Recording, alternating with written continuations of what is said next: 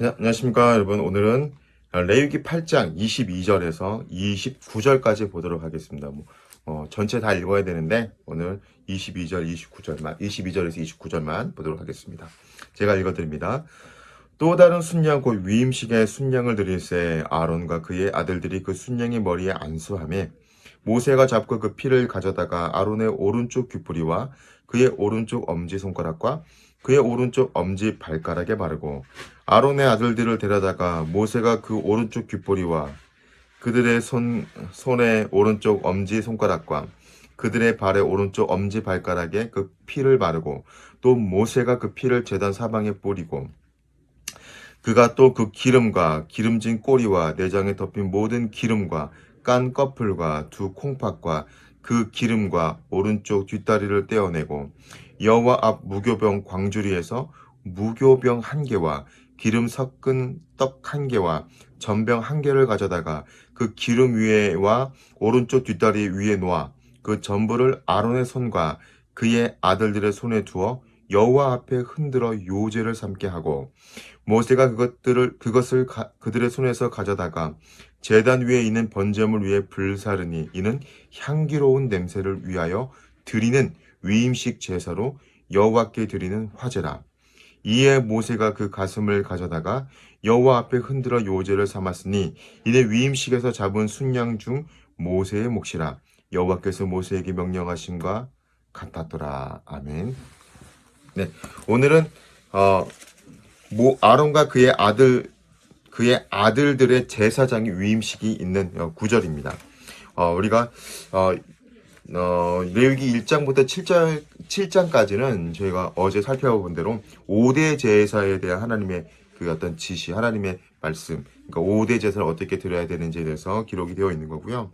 그 이후에 이제 8장에서 10절까지는 제사를 주관할 제사장의 그 위임과 그 후속 사건에 대해서 이제 다루고 있는 거죠. 8장에서 9장은 총 8일에 걸친 위임식 과정을 이제 다루고 있습니다.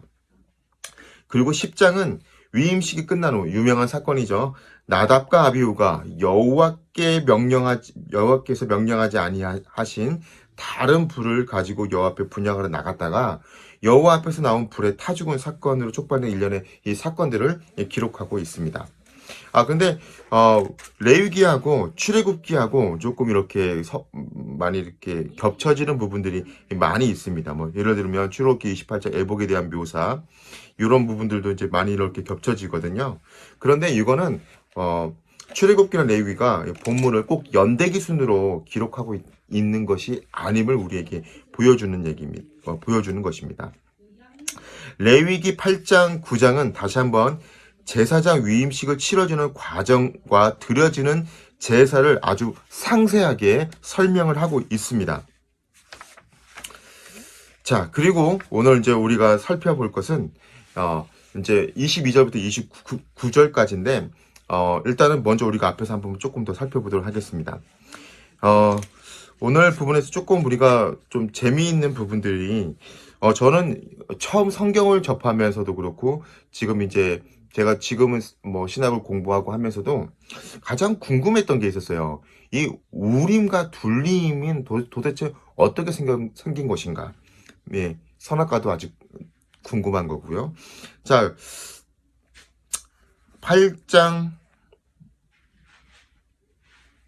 8절에 흉패를 묻히고 흉패에 우림과 둘림을 넣고 이 우림과 둘림에 대한 궁금증이 참 많은데 이 하나님의 뜻을 알게 하기 위한 어떤 사람은 제비뽑기라고 하는데 제비뽑기라는 단어와 여기 쓰인 단어가 좀 같은 동사를 쓰지 않기 때문에 이거는 제비뽑기로 볼 수 없고요.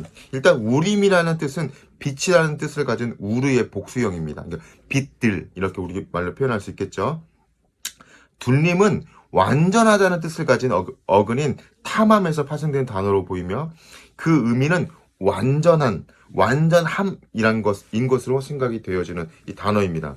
그러니까 두 단어가 정확히 어떤 방식으로 하나님의 계시와 관련이 있는지는 성경의 정보로만 판단이 서지 않습니다만 흔히 우리가 우림과 둘림 이 둘이 이제 하나님의 뜻을 나타내주는 하나님 뜻을 알게 해주는 것이었다라고 우리가 이해할 수는 있을 것 같습니다. 저도 굉장히 궁금해요. 이게 어떻게 생긴 것이었는지. 그리고 쭉 이제 아론과 그 아들들의 제사장 위임식의 방법들이 쭉 기술되어 있고요. 그리고 비로소 이제 22절부터 29절까지는 아주 특별한 방법들이 소개되고 있습니다. 이 부분이 굉장히 궁금한 부분이었어요. 흥미로운 점은 예를 들어 다른 피를 사용해서 소제, 번제, 예배를, 제사를 드리는 장면들이 많이 있는데, 여기서만 굉장히 흥미롭게 피를 사용한다는 겁니다. 위임식에 순양을 드리는 절차는 기본적으로 화목제랑 비슷합니다. 그러나 피를 사용함에 있어서 지금까지 보았던 레위기의 모든 제사와는 다른 아주 독특한 점을 담고 있다는 거예요. 그것은 바로 위임식 제물의 피를 아론과 그의 아들들의 오른쪽 귓볼이죠. 거기서는 왼쪽으로 보이는 게 오른쪽입니다. 그리고 오른쪽 엄지손가락, 그리고 오른쪽 엄지발가락, 네, 발가락 보이시나요? 네, 그리고 이 엄지발가락에 바른다는 점이에요. 그러니까 오른쪽에 이 인체의 끝부분에 위치한 이 세 특정한 신체 부위에 다 바른다는 이것은 인간의 전체 몸을 상징하는 거 아닌가, 그런 상징하는 듯이 보입니다. 흥미로운 점은, 죄송합니다. 제가 좀 흥분했어요.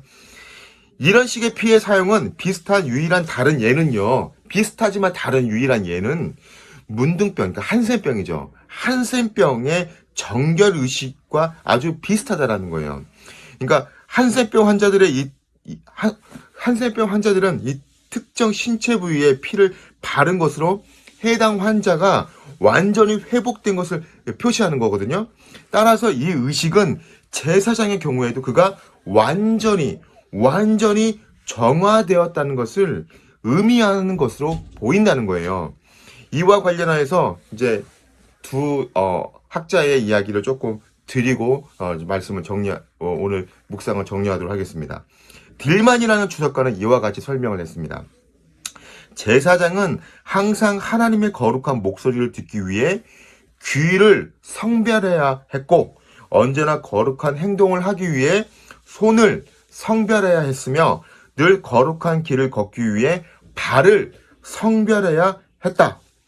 또한 주 1세기 유명한 유대인 철학자, 성경 해석학자인 필로 역시 모세의 생이라는 책에서 이와 비슷한 해석을 제시했습니다.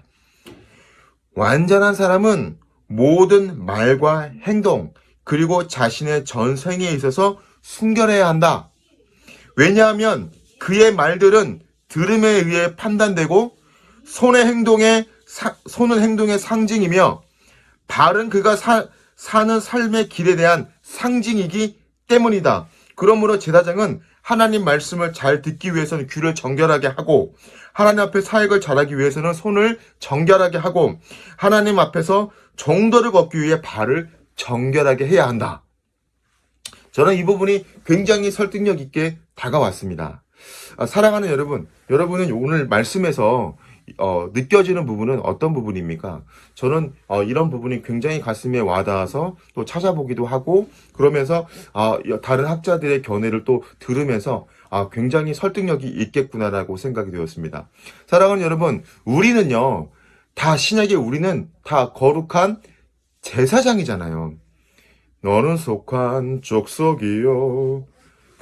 거룩한 대제사장이잖아요. 거룩한 제사장. 우리 모두는 하나님 앞에 거룩한 제사장입니다. 그러면 우리가 하나님 앞에 거룩한 제사장, 지금 이 아론과 아론의 아들들에게 했던 것처럼 우리도 예수 그리스도의 그 보혈의 피가 우리 귀와 우리의 손가락과 엄지발가락에 발라진다는 거잖아요. 전 몸에 전 인격적으로 발라진다는 거잖아요.